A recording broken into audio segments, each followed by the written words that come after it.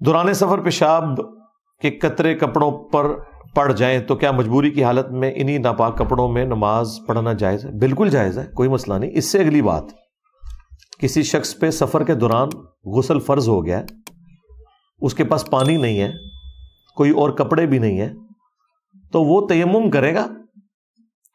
تیمم کا طریقہ وضو اور غسل کے کیس میں ایک ہی ہے جو قرآن میں آیا ہے، سورۃ النساء میں بھی اور سورہ المائدہ میں۔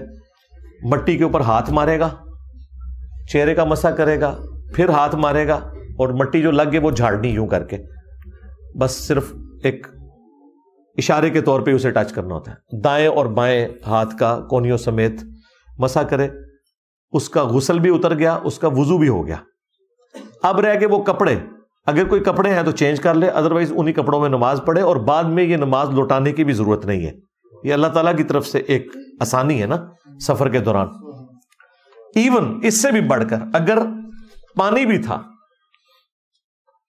لیکن آپ کو یہ خدشہ تھا کہ میں ٹھنڈے پانی سے نہاؤں تو بیمار ہو سکتا ہوں، تو پھر بھی آپ کو غسل کرنے کی ضرورت نہیں، نہ سفر میں نہ اپنے گھر کے اندر۔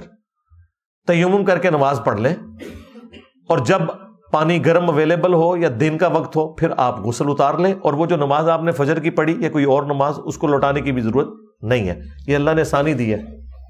حتیٰ کہ سنن ابی داؤد میں اور سنن ابن ماجہ میں حدیث ہے، ایک سفر کے دوران ایک صحابی کے سر میں زخم لگا، کوئی پتھر لگ گیا یا وہ گرا، چوٹ تھی، اس نے پٹی باندھی ہوئی تھی، اس پہ غسل فرض ہو گیا۔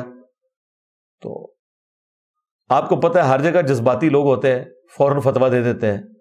کچھ صحابہ نے کہا تو ناپاک ہے، فوراً غسل کر۔